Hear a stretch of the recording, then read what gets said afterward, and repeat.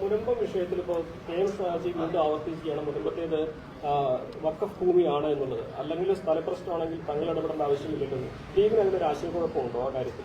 മുസ്ലിം ലീഗിനെ സംബന്ധിച്ചിടത്തോളം അതിൽ ഒരു ആശയക്കുഴപ്പമില്ല. ഞങ്ങൾ 3 ആഴ്ച മുമ്പ് കോഴിക്കോട് മുസ്ലിം സംഘടനകൾക്ക് മീറ്റിംഗ് വിളിച്ചു കൊടുത്തു. കാരണം അതൊരു കൈവിട്ട് പോകുന്നു എന്നുള്ളൊരു അവസ്ഥ വന്നപ്പോഴാണ് എല്ലാ സംഘടനകളുടെയും അഭിപ്രായങ്ങൾ തേടണം എന്ന് പാർട്ടി തീരുമാനിക്കുകയും എല്ലാവരും ആ മീറ്റിംഗിൽ പങ്കെടുത്തു. അവരെല്ലാവരും ഒറ്റക്കെട്ടായിട്ട് പറഞ്ഞത് മുനമ്പത്ത് അവിടെ ആളുകളെ കുടിയൊഴിപ്പിക്കുന്ന കാര്യത്തിൽ ഒരിക്കലും യോജിക്കാൻ കഴിയുകയില്ല. അപ്പോൾ ഈ പ്രശ്നം അത് രമ്യമായിട്ട് പരിഹരിക്കണം. അതിന് സർക്കാരാണ് മുന്നിട്ട് ഇറങ്ങേണ്ടത്.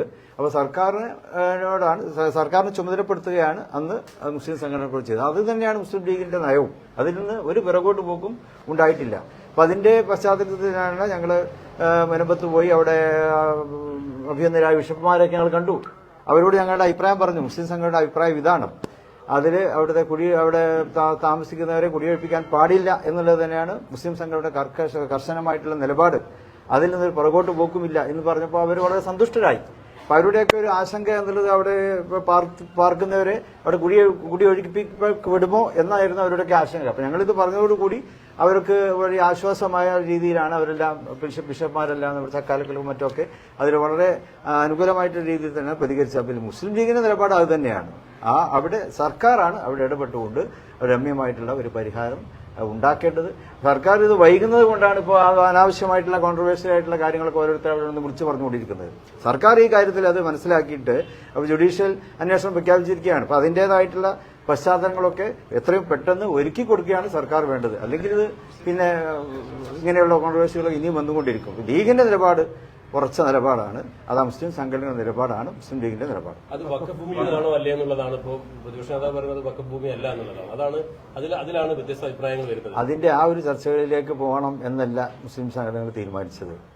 വഖഫ് സംബന്ധമായിട്ടുള്ള ഒരുപാട് ചർച്ചകൾ ചെയ്യേണ്ടാവും. പക്ഷെ ഇവിടെ അതല്ല. ഇപ്പോഴത്തെ സാഹചര്യത്തിൽ അവിടെ കുടിയൊഴിപ്പിക്കുന്ന ഒരു സാഹചര്യം ഉണ്ടാകാൻ പാടില്ല.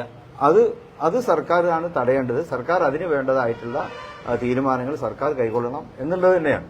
വഖഫ് അല്ല എന്ന് മുസ്ലിം സംഘടനകളുടെ തങ്ങളുടെ അധ്യക്ഷതയിൽ ചേർന്ന യോഗത്തിന് ശേഷം വഖഫ് അല്ല എന്ന് അവരും പറഞ്ഞിട്ടില്ല, ആരും പറഞ്ഞിട്ടില്ല. ഇത് വഖഫ് അല്ല എന്നാരും പറഞ്ഞിട്ടില്ല. അത് സംബന്ധിച്ച് സമൂഹത്തിലൊരു കോൺട്രവേഴ്സി വരാതിരിക്കാൻ വേണ്ടി പരസ്യ വിവാദങ്ങൾ ഒഴിവാക്കണം എന്നേ പറഞ്ഞിട്ടുള്ളൂ. അത് മാത്രമല്ല, ഇപ്പോൾ കമ്മീഷൻ വെച്ചിരിക്കല്ലേ, കമ്മീഷൻ വെച്ച് ഇനി കമ്മീഷൻ തീരുമാനിക്കണം. കമ്മീഷനാണ് ഇനി തീരുമാനിക്കേണ്ടത്.